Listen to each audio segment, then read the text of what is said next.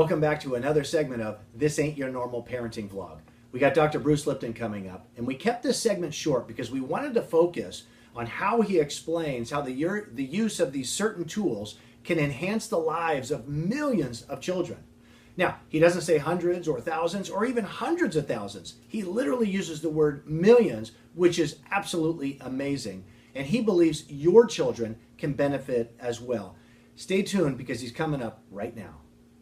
Do I think this can happen, that Max Rhymes can change millions of lives? I say absolutely. The more infants and young kids that are exposed to Max Rhymes, the more they are getting behavioral programs that support their health, their harmony, and the evolution of the planet around them.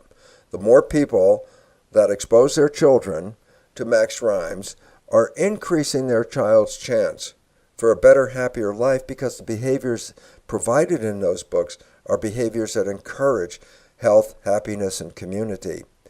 Do I think this can happen? I know it can happen. And it can happen now just by using Max Rhymes during the programmable 7-year period before the conscious mind of the child kicks in, because the programs in Max's Rhymes are programs that support health and harmony.